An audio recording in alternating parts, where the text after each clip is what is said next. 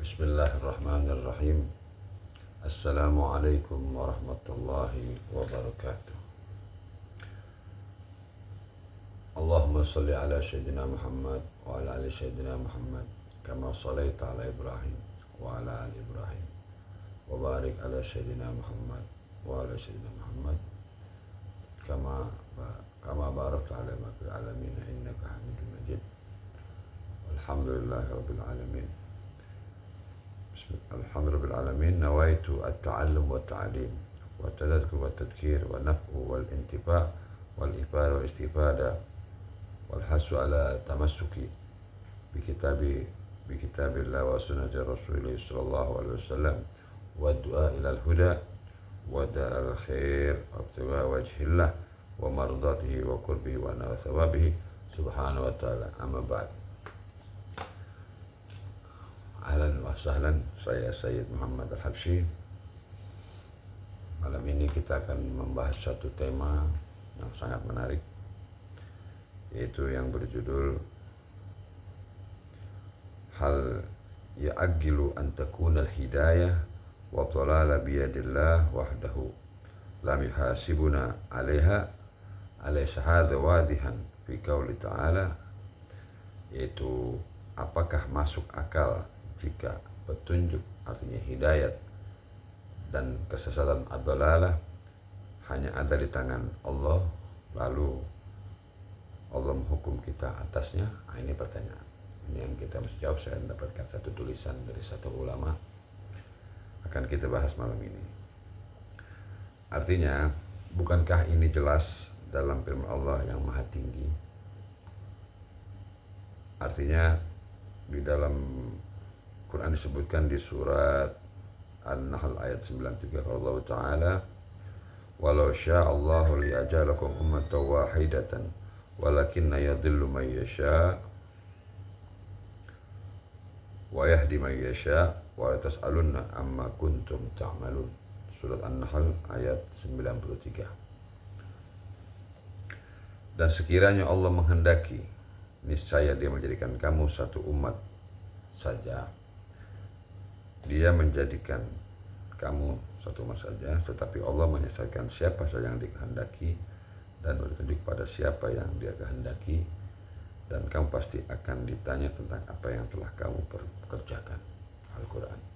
Jadi di sini pertanyaannya, di sini Allah mengatakan bahwa Allah menyesatkan siapa saja yang Dia kehendaki dan memberi petunjuk kepada yang Dia kehendaki. Tanda kutip ya, dua pertanyaan itu yang ditanya tadi, judul tadi.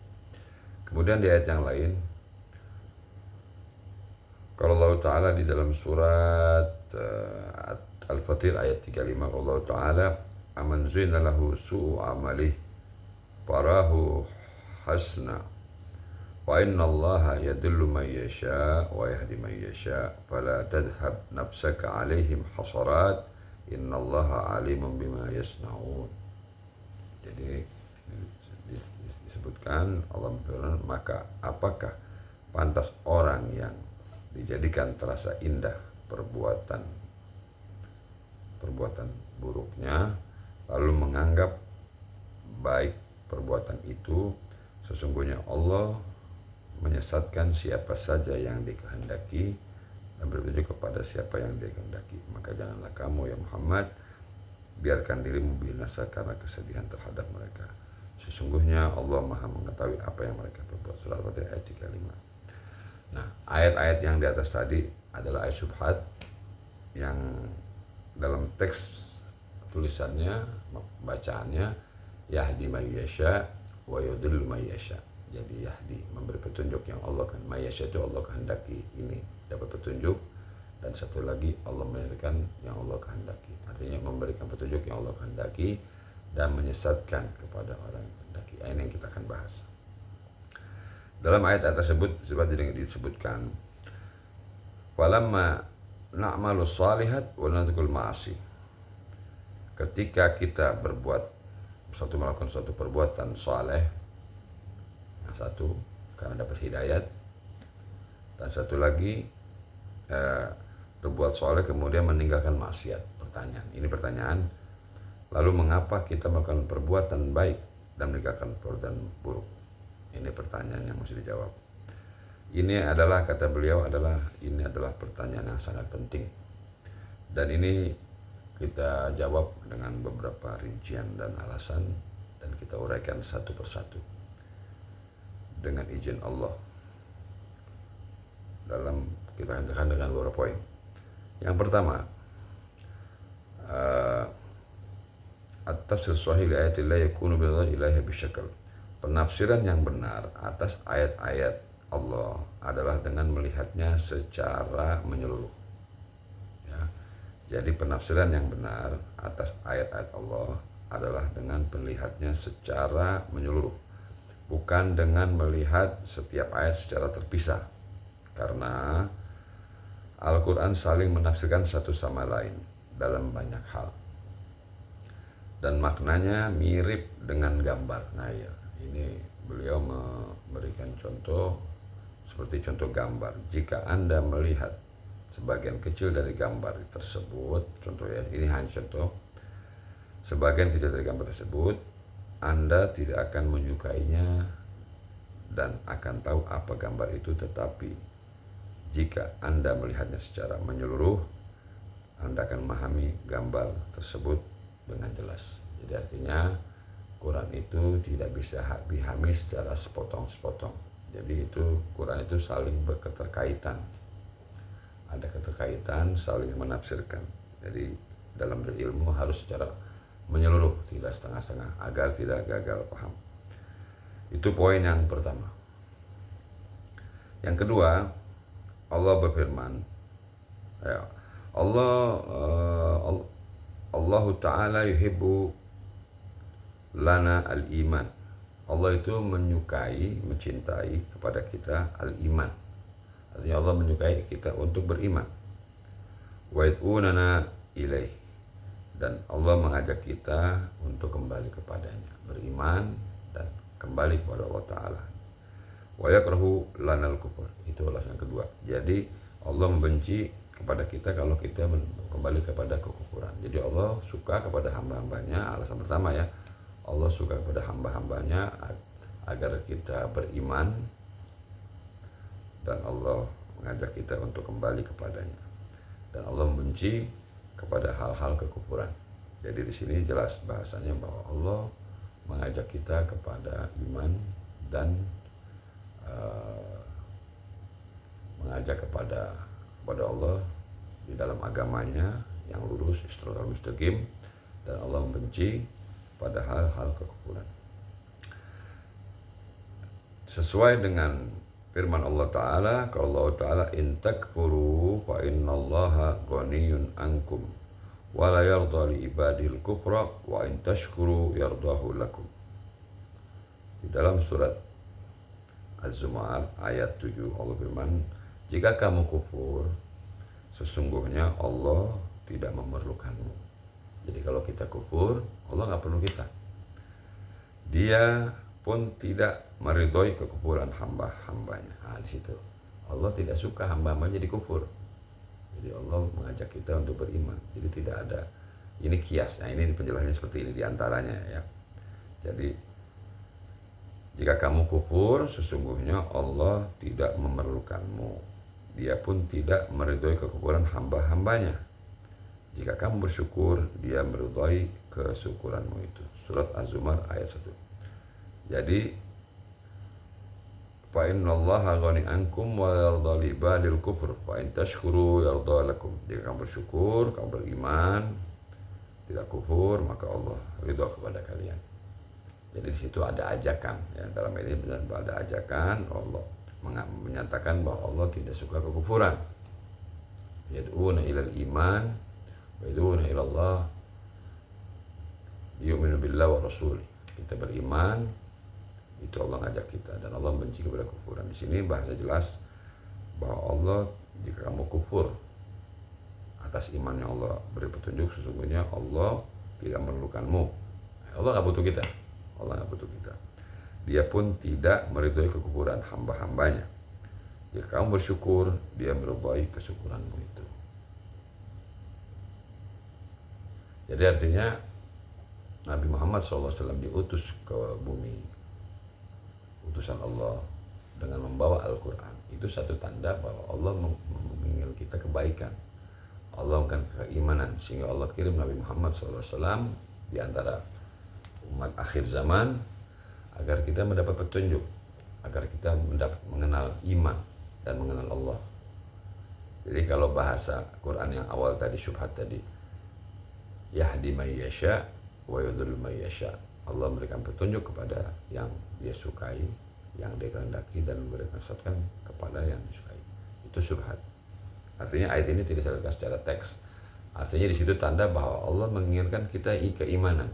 Dengan tanda bukti Allah kirim kita utusan Nabi kita Muhammad SAW sebagai petunjuk, uswah, contoh yang baik, dengan membawa mukjizat yaitu Al-Quran. Dan Al-Quran itu adalah pedoman hidup yang kita pegang. Jadi Quran ini sudah turun sejak 1400 tahun yang lalu kurang lebih, dan dengan dibawa oleh utusan kita Muhammad SAW. Artinya seluruh dunia sudah sampai informasi ini. Artinya Allah sudah mengirim utusannya kepada kita agar kita beriman, bertakwa kepada Allah, dan menjauh daripada kekufuran. Nah, tinggal kita milih yang mana. Di sini kan kita yang memilih. Quran sudah ada, dai-dai sudah ada menjelaskan. Nah, kita kan tetap memilih pada jalan yang tidak baik, yang Allah tidak ridhoi. Nah, itu pilihan tangan kita. Jadi nggak berarti Allah memberikan menyesatkan, itu dari kitanya sendiri, dan petunjuk dengan kemauan kita. Seperti kan kalau kita sungguh-sungguh, maka Allah berikan jalan menuju ke jalannya. Seperti dalam hadis, man salaka thariqan. Jadi siapa yang menimba ilmu, ya, siapa yang menimba ilmu menjalan menuju surga, Allah akan mudahkan jalannya. Tergantung kitanya. Dalam ayat yang lain, innallaha la yughayyiru biqaumin hatta yughayyiru bi anfusihim. Allah tidak akan merubah satu kaum kecuali kaum itu yang merubahnya. Jadi kita yang merubah. Kita dikasih modal, badan, jasad, hati. Kemudian Allah berikan kita utusan Nabi Muhammad SAW, kemudian ada Al-Quran. Kita sudah mendengar di mana-mana. Nah, tinggal kita mengambil ilmu tadi. Kita mau berubah atau kita ambil hikmah ilmu tadi, Al-Quran dan petunjuk, atau tidak. Nah, itu dari kitanya. Kemudian contoh ayat yang kedua, wa qala subhanahu wa ta'ala wallahu yad'u ilal jannah wal maghfirah bi'idznih. Sedangkan Allah mengajak ke surga. Nah, Allah mengajak ke surga. Allah nggak nyuruh kita ke neraka. Allah mengajak, dalam hal ini menyatakan Allah mengajak ke surga. Berarti Allah kan dengan kebaikan. Allah ingin kita menjadi baik. Allah ingin kita beriman. Allah pengen kita selamat. Maka Allah kirim bukti utusan Allah Nabi Muhammad SAW dan mukjizatnya Al-Quran sebagai petunjuk. Di surat Al-Baqarah ayat 20-21. Di situ adalah sebagai bahwa Allah mengajak kita ke dalam surga dan pengampunan. Artinya keimanan. Jelas sampai sini ya. Kemudian disebutkan poin ketiga, al-hidayah nau'ani. Bahwa ada dua jenis petunjuk. Hidayah. Petunjuk itu ada dua jenis. Al-awwal hidayatul irsyad wa dalalah. Yang pertama adalah hidayat, irsyad, dalalah. Artinya dalam makna tersebut kita sebutkan di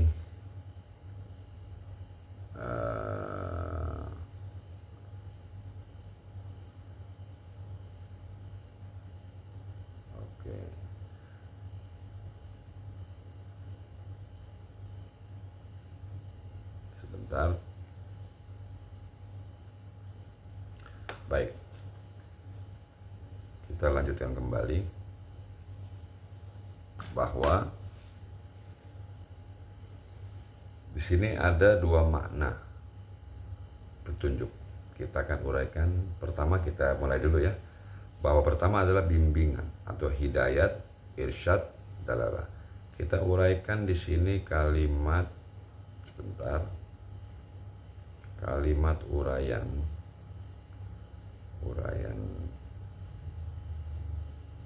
bahwa Allah Subhanahu wa taala memberikan kita pada petunjuk hidayat. Sebentar.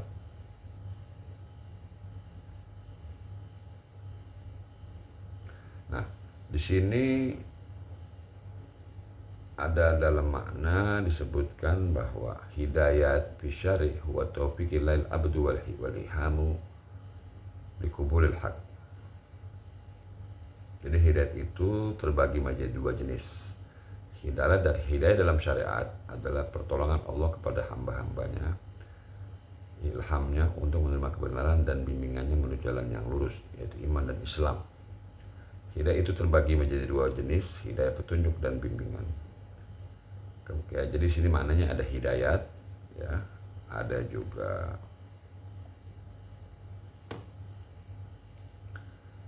di sini ada hidayat. Sebentar, ya, hidayat. Kita lanjut aja dulu, nanti kita uraikan lagi. Di sini disebutkan sama beliau, pertama adalah hidayat.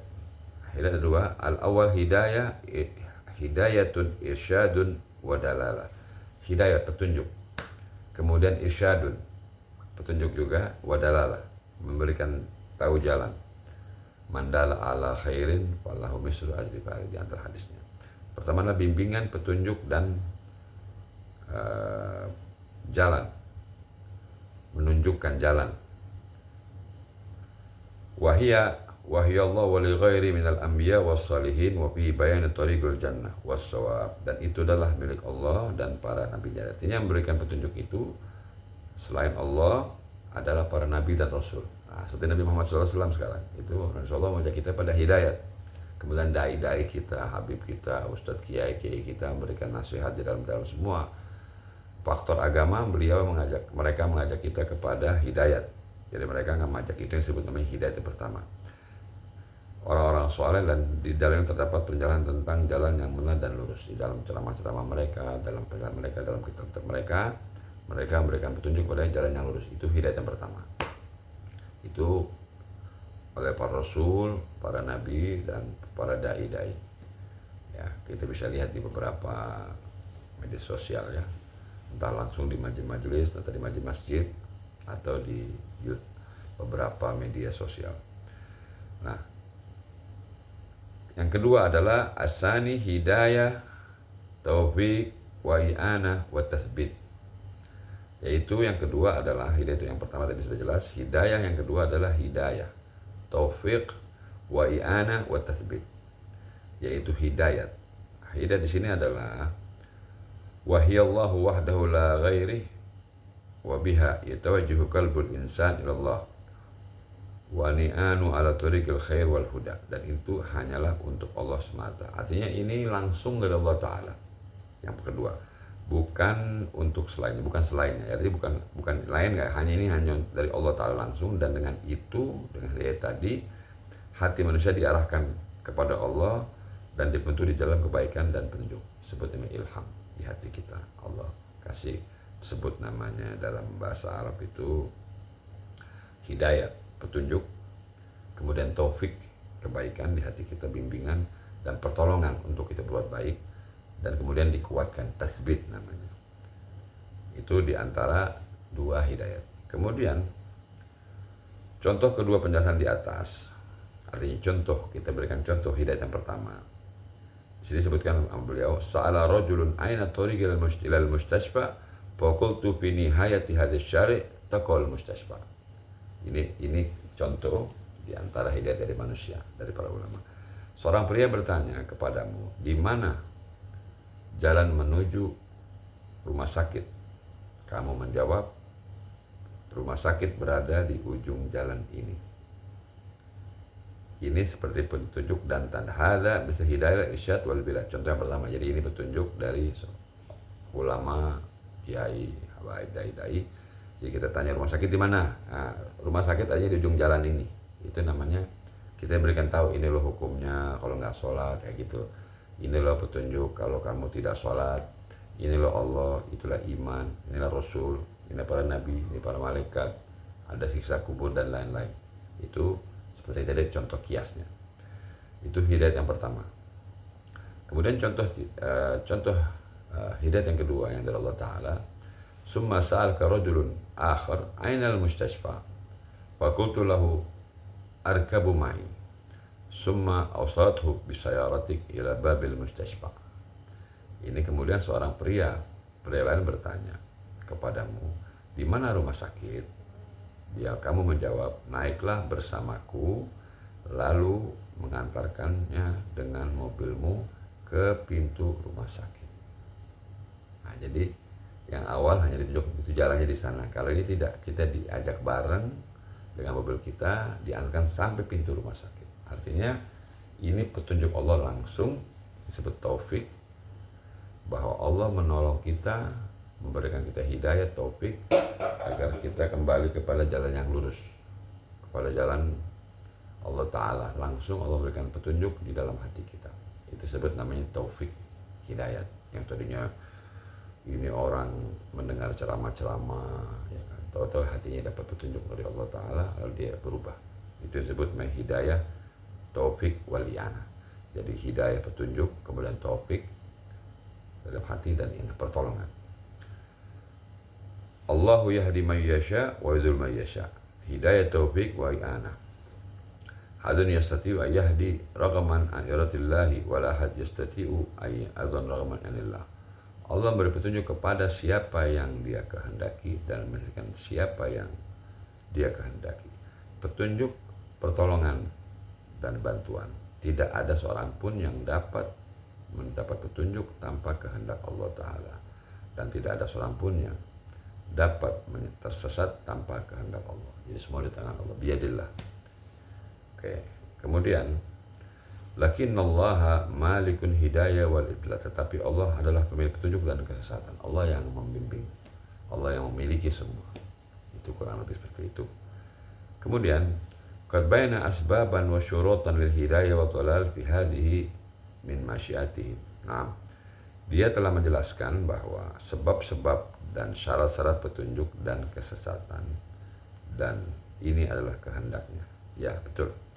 Naam, sya'a subhanahu wa yaj'al al-hidayah asbaban in kumta bi atak hidayah wa in khalafatak aw kumta bi aksuha ab'alaka an hidayah wa adallaka.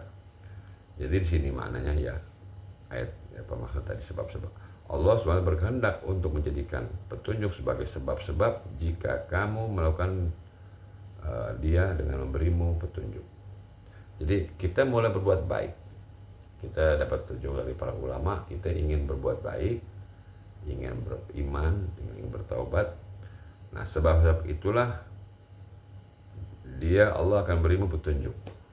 Jadi udah dikasih peringatan terus kamu berubah.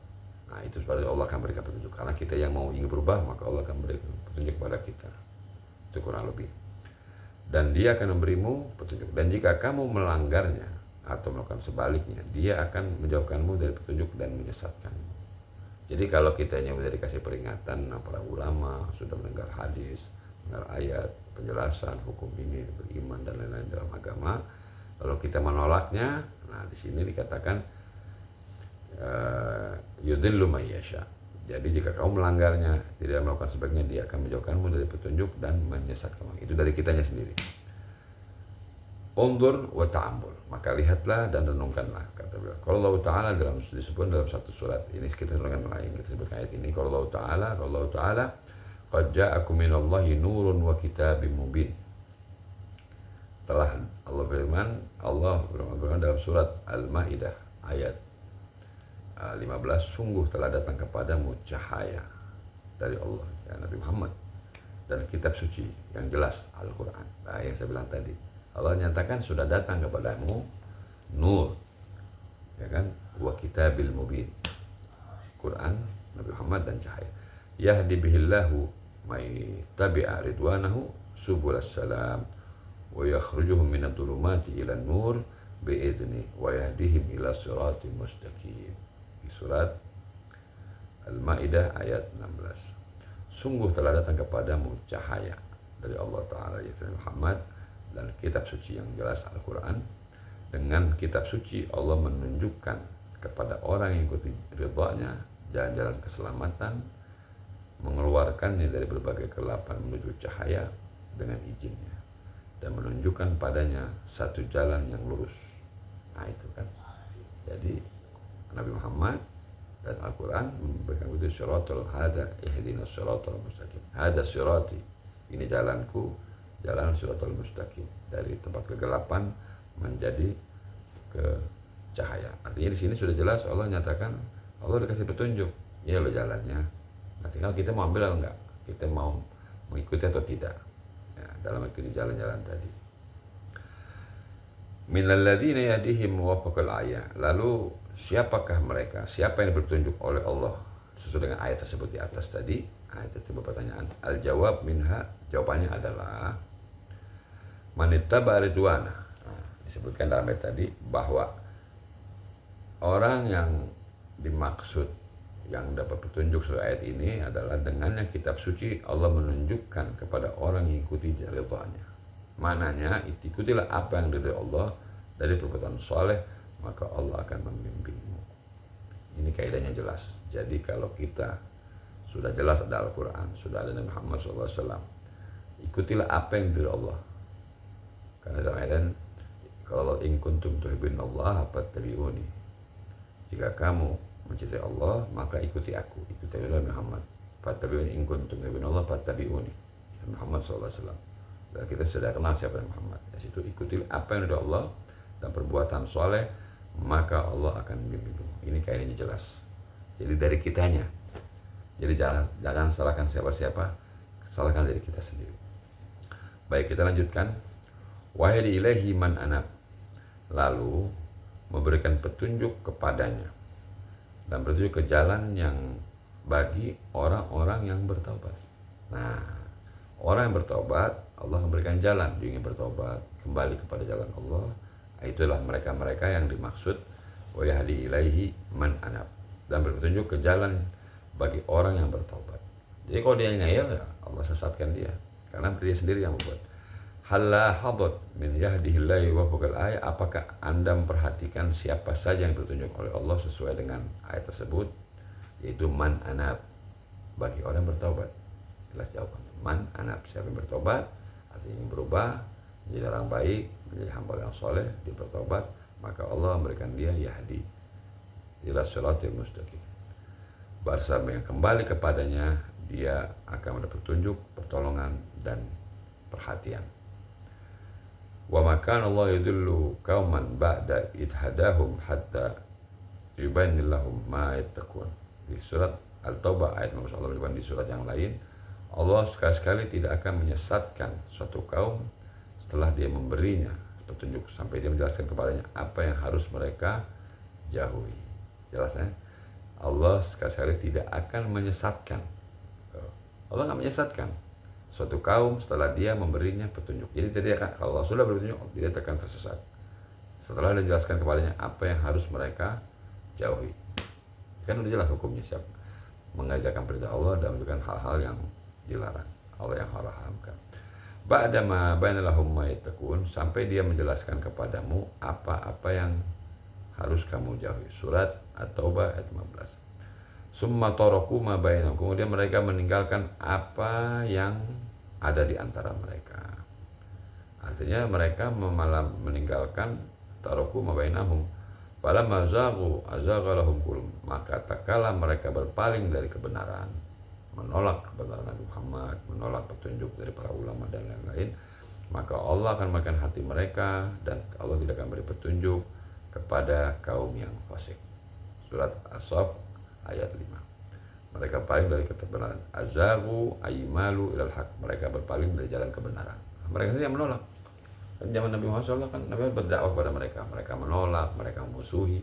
Itu mereka zagu. Mereka menolak, berpaling dari kebenaran. Jadi mereka sendiri yang masukkan diri mereka sehingga Allah sesatkan mereka. Ya sebut taufik, itu dia. Azaghallahu qulubahum anil huda.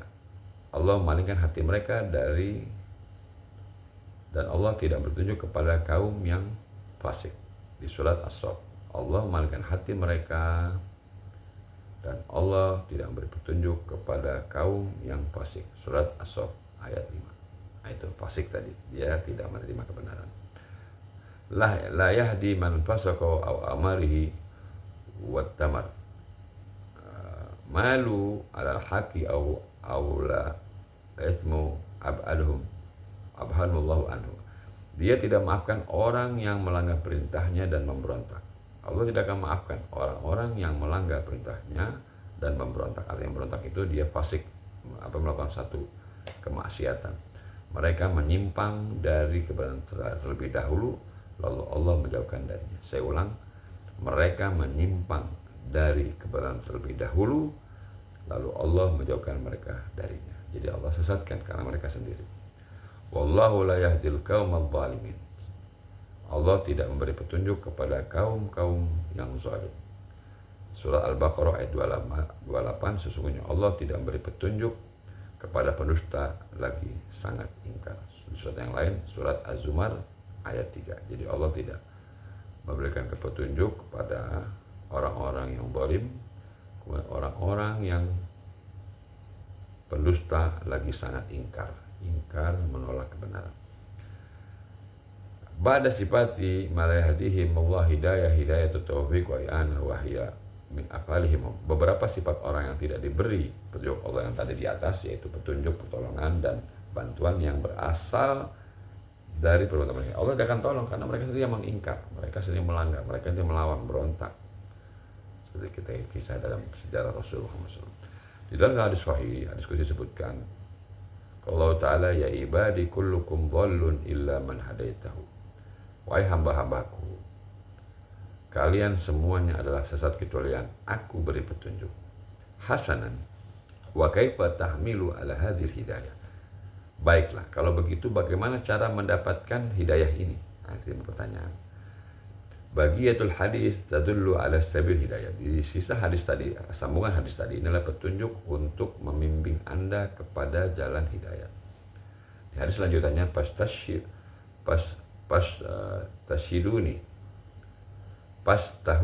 pastahduni ahdikum. Maka kata Allah, mintalah petunjuk kepadaku, niscaya aku akan menunjukimu. Ya kan? Meminta petunjuk artinya dengan kita bertobat, kita mau jadi benar, mau jadi baik, Allah janji Allah akan memberikan petunjuk. Jadi semua dari kita sendiri. Itu kurang lebih seperti itu. Lanjutan hadis tadi, Fashidu, maka mintalah petunjuk kepadaku, niscaya aku akan menunjukimu jalan yang lurus. Ayani atlubu al-hidayah minallah bisyrik ahadikum wa amtihatikum iya. Artinya mintalah petunjuk dari Allah dengan tulus dan ikhlas, yang betul-betul sungguh-sungguh dan sidik dan jujur. Aku akan beri petunjuk dan memberi petunjuk itu tadi. Jadi Allah memberikan jalan petunjuk melalui hidayah pertama tadi dan hidayah yang kedua, taufik wal hidayah wal inayah wa yana. Masalah tauhid, contoh ilustrasi seperti ini. Nah, gambaran yang tadi di atas ini beliau menyebutkan bahwa pemilik perusahaan, pemilik perusahaan memasang iklan lowongan kerja di perusahaannya $50 untuk bekerja sehari. Misalnya dapat tawaran pekerjaan di iklan, kita dapat uang $50 per hari. Ini contoh, kamu pergi dan meminta $50 tanpa bekerja di sana. Dia menolak memberi uang itu. Kamu pun sebentar, ada sedikit gangguan.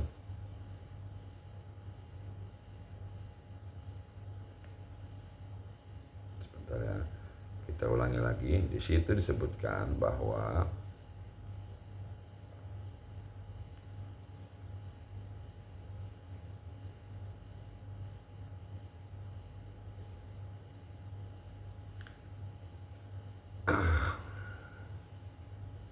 jadi kita ada satu PT atau perusahaan memasang satu iklan lowongan kerja di perusahaan $50 untuk bekerja sehari. Kamu pergi dan meminta $50 tanpa bekerja di perusahaan itu. Dan perusahaan itu menolak memberimu uang itu. Kamu pun keluar dan dari tempatnya sambil menangis dan mengeluh. Jadi kita mau duit $50 tapi nggak kerja, ya nggak mungkin dikasih lah sama dia. Wakultu